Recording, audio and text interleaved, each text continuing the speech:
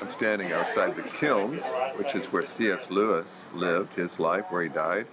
And it's just outside of Oxford, and where he taught. And just walk through the house.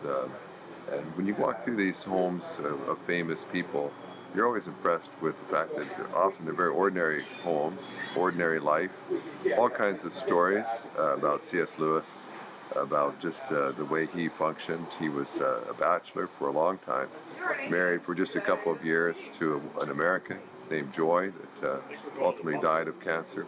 His older brother was a lifelong bachelor who lived here with him as well. And just amazing stories of people just living ordinary life and yet being used to write books that have impacted people around the world. Books like Mere Christianity that continues to be a great apologetic for the Christian faith.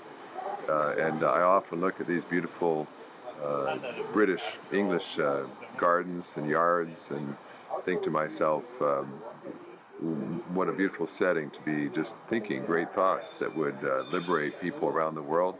And of course, the pretty cold buildings, even in the summertime. It's in the summer right now, and yet it's very cold in there.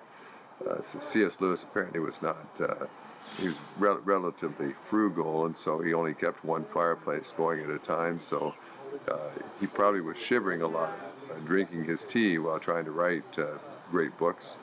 But when you see some of the adversity, he walked 3.5 miles to work every day where he taught. So just an interesting kind of life.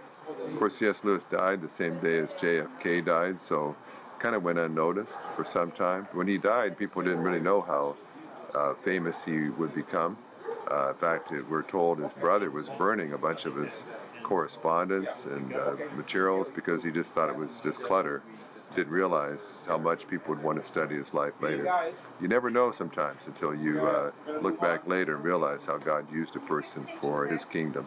But C.S. Lewis's home, just a fascinating place to visit if you ever have a chance to be in Oxford.